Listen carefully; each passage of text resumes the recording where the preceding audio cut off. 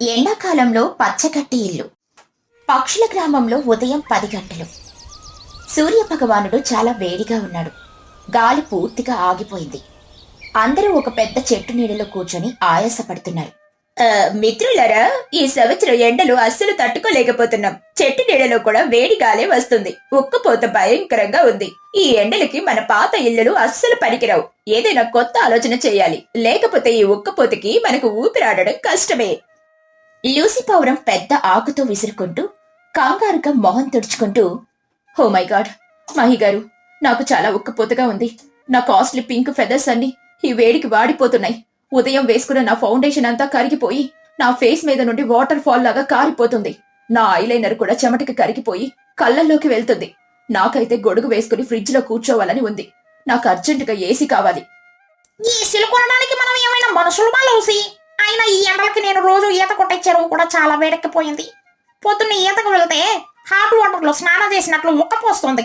అసలు నీళ్లు ఎంత వేడిగా ఉన్నాయంటే అందులో దిగితే ఊడిపోయిన ఫీలింగ్ వస్తుంది.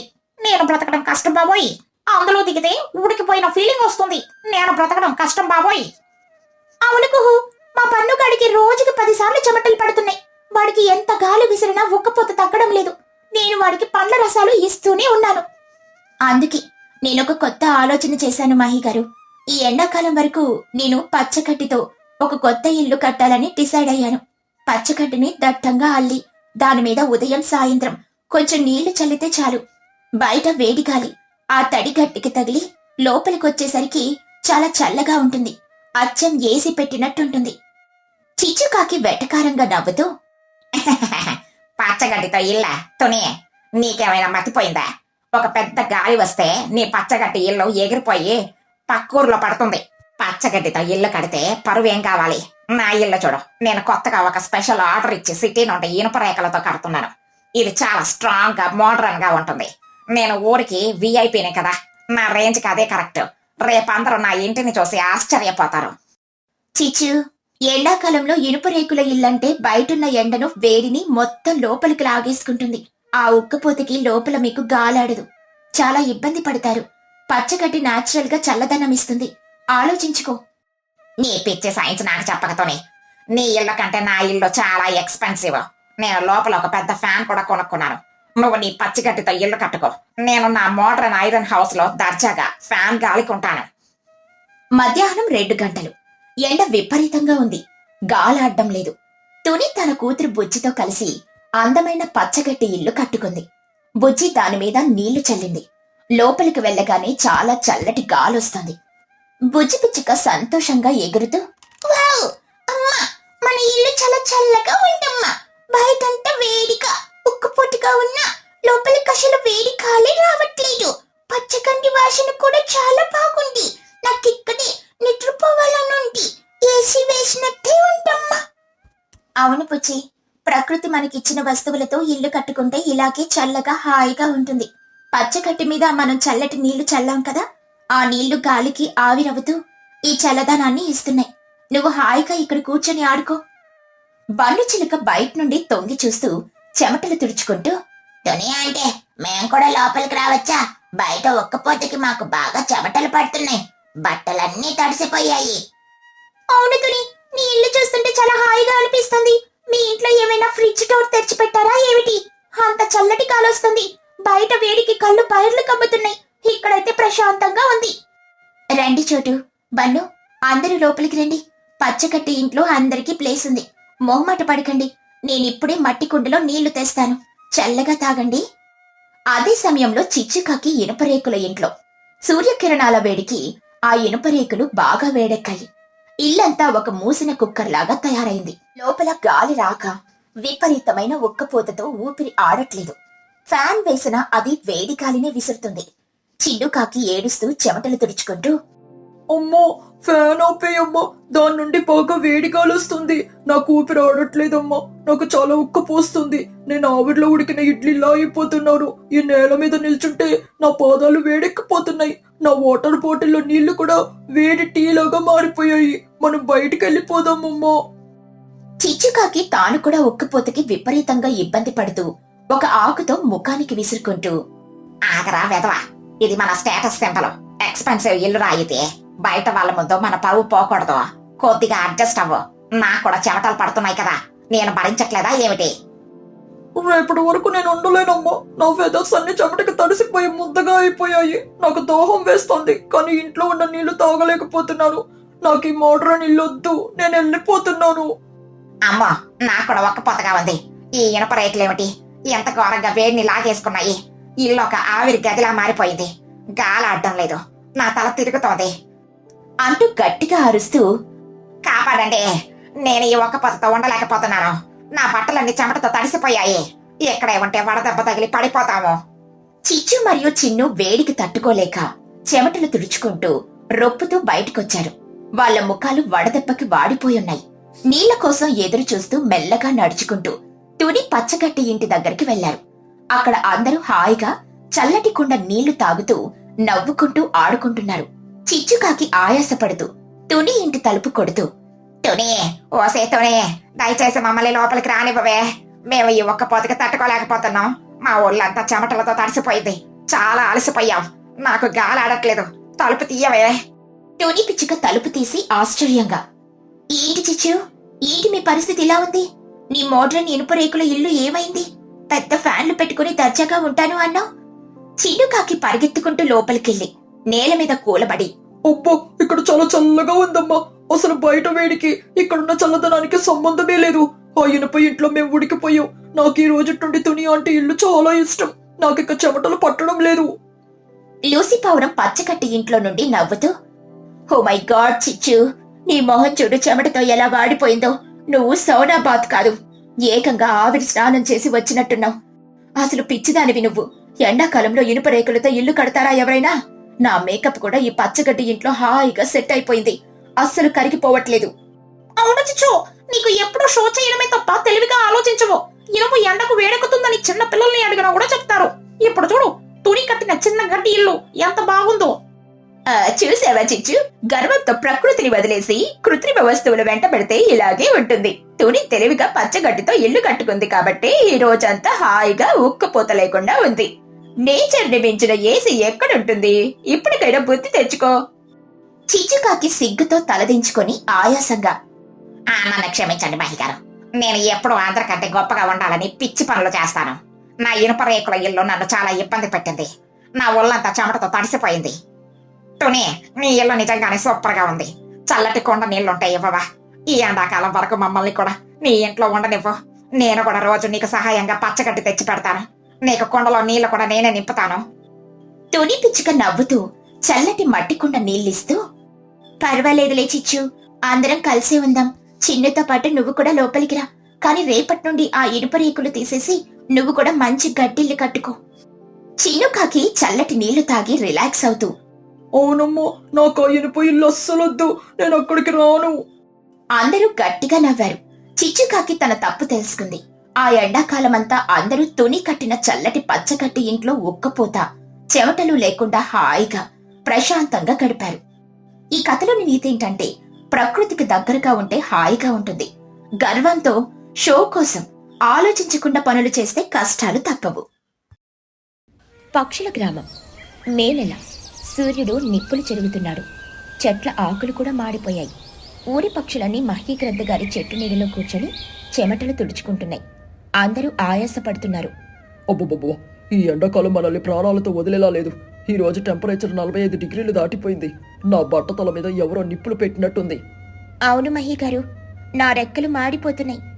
బుజ్జి ఎండకి తట్టుకోలేక రోజు వాటర్ టబ్లోనే కూర్చుంటుంది. తనకి జలుబు చేస్తుందేమోనని నా భయం. నా అందమంతా ఆవిరైపోతుంది తుని. నేను ఎంత సన్ స్క్రీన్ రాసుకున్నా కరిగిపోతుంది. ఈ ఎండలో నేను నల్లగా అయిపోతే ఎవరూ నన్ను చూడరు. చిచ్చుకాకి విసురుకుంటూ, నువ్వు నల్లగా అయిపోతే పావురం అంటారు లూసి. కానీ నేను ఇంకా నల్లగా అయిపోతే నన్ను బొగ్గుల గనిలో పని మనిషి అంటారు. నాకు ఏసీ కావాలి. ఎక్కడైనా ఏసీ ఉందా? లేదా ఒక పెద్ద ఫ్రిడ్జ్ లో నన్ను పెట్టేయండి. అమ్మో, ఏసీ ఉన్నా కరెంటు లేదుగా. మనం ఈ ఎండకి రోస్ట్ అయిపోవాల్సిందేనా? నాకిప్పుడే తందూరి చికెన్ లో ఫీలింగ్ వస్తుంది. అందరూ ఆగండి, నా దగ్గర ఒక మంచి ఐడియా ఉంది. మన ఊరి చివరి కొండ దగ్గర ఒక పెద్ద రాతి గుహ ఉంది. అది రాతి గుహ కాబట్టి లోపలికి సూర్యరశ్మి వెళ్ళదు.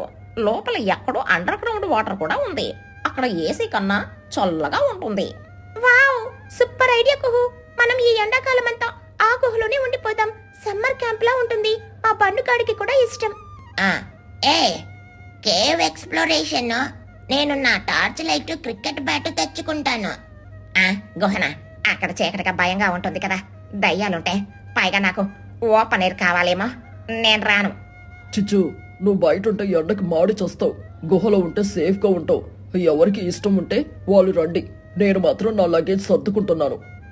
అందరూ వాళ్ళ వాళ్ళ ఇళ్ళకి వెళ్లి అవసరమైన వస్తువులు సర్దుకుంటున్నారు. బుజ్జి, మనకి కావలసిన బియ్యం, పప్పులు, కొంచెం ఉప్పు, కారం తీసుకో. గుహలో మనం వండి పెట్టుకోవాలి. అక్కడికి స్విగ్గీ, జొమాటోలు రావు. సరేనమ్మా. నేను నా లూడో బోటు ఇంకా బుక్స్ తెచ్చుకుంటున్నాను. నేను నా ఫేస్ వాషు, మాయిశ్చరైజరు ఇంకా 2 కొత్త చీరలు తీసుకుంటున్నా. చిచ్చుకాకి ఒక పెద్ద మూట కట్టుకుంటూ ఆయాసపడుతూ, ఒరే చిన్నగా, ఆ టీవీ రిమోట్ తీసుకో. ఇంకా నా పట్టు చీరలు, 2 పెద్ద దుప్పట్లు, నా మేకప్ కిట్టు, ఇంకా నా సీక్రెట్ స్నాక్ డబ్బా అన్నీ తీసుకో.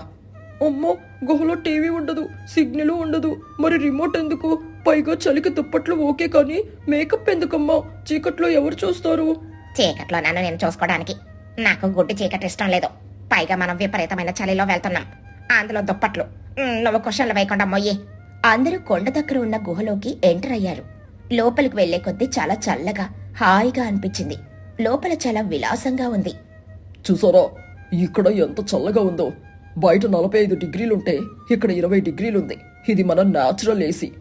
నిజంగానే మహిగారు, ప్రాణం లేచొచ్చింది. ఇక్కడ మనం హాయిగా నిద్రపోవచ్చు.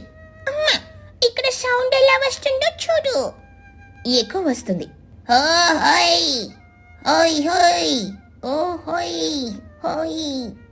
చిచ్చుకాకి కంగారుగా చుట్టూ చూస్తూ, ఎవట్రా అదే? లోపల ఎవరున్నారు? మనల్ని కాపీ కొడుతున్నారు. ఎవరు మీరు? ఎవరు మీరు? ఎవరు మీరు? చిచ్చుకాకి కోపంగా, నన్నే ఎదిరిస్తావా? నేను చిచ్చుకాకిని. నన్ను చూస్తే ఊరంతా భయపడతారు. బయటికి రా, బయటికి రా, బయటికి రా. చిచ్చుకాకి భయంతో తుని వెనక దాక్కుంటూ, తనే వాడు బయటికి రమ్మంటున్నాడు. వాడికి నా పేరు తెలుసు. దయ్యం, దయ్యం. నేను ఇంటికి వెళ్ళిపోతాను. అమ్మో, పరువు తీయకు. అది దెయ్యం కాదు, ఎకో. గుహలో మనం మాట్లాడితే ఆ సౌండ్ రాళ్ళకి తగిలి మళ్ళీ మనకే వినిపిస్తుంది. నీకు మినిమం జనరల్ నాలెడ్జ్ కూడా లేదు. అవును చిచ్చు, చిన్ను చెప్పింది కరెక్ట్. నీకు సైన్స్ తెలియదు, భయం ఎక్కువ. చిచ్చుకాకి సర్దుకుంటూ కాలర్ ఎగరేసుకుంటూ, నాకు తెలుసులే. నేను జస్ట్ ఆ ఎకోని టెస్ట్ చేస్తున్నాను. అది ఎంత గట్టిగా పనిచేస్తుందోనని. నాకు భయం లేదు.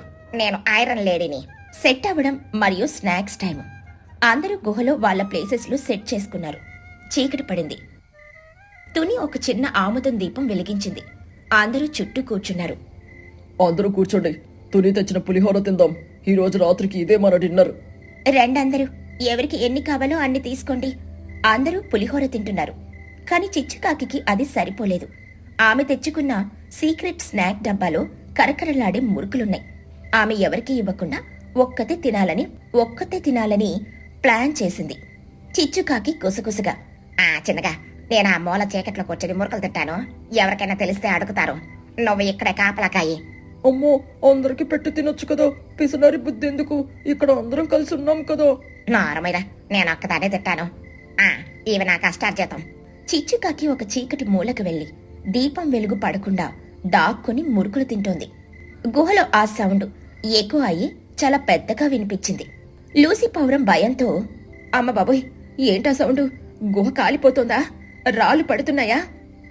కాదు లూసీ, ఎవరో పెద్ద రంపంతో రాళ్లను కోస్తున్న సౌండ్ వస్తుంది. లోపలేదైనా రాక్షసుడున్నాడా? అందరూ ఆగండి. ఆ సౌండ్ ఒక మూల నుండి వస్తుంది. బన్ను, టార్చ్ లైట్ వేయండి. బన్ను టార్చ్ లైట్ వేశాడు. అక్కడ చిచ్చుకాకి నోరు నిండా మురుకులు పెట్టుకుని భయంతో స్తంభించిపోయింది. ఆమె నోట్లో నుండి మురుకులు కింద పడిపోయాయి. చిచ్చు, నువ్వేనా? ఆ సౌండ్ నువ్వే చేస్తున్నావా? మేము భూకంపం అనుకున్నాం. చిచ్చుకాకి నములుతూ నోరు తుడుచుకుంటూ, అది నాకు చలికి పళ్ళు కొరుక్కుంటున్నాయి తుని. అందుకే ఆ సౌండ్ వచ్చింది, పళ్ళ సౌండ్. అబద్ధం. అమ్మ దాక్కుని మురుకులు తింటోంది. ఆ మురుకులు కరక్కమంటున్నాయి. అది ఎక్కువ అయ్యి అంత సౌండ్ వచ్చింది. చూసావా చిచ్చు, ఒంటరిగా దాక్కుని తిందామనుకుంటే నేచురల్ ఎన్నో దొరికిచ్చేసింది.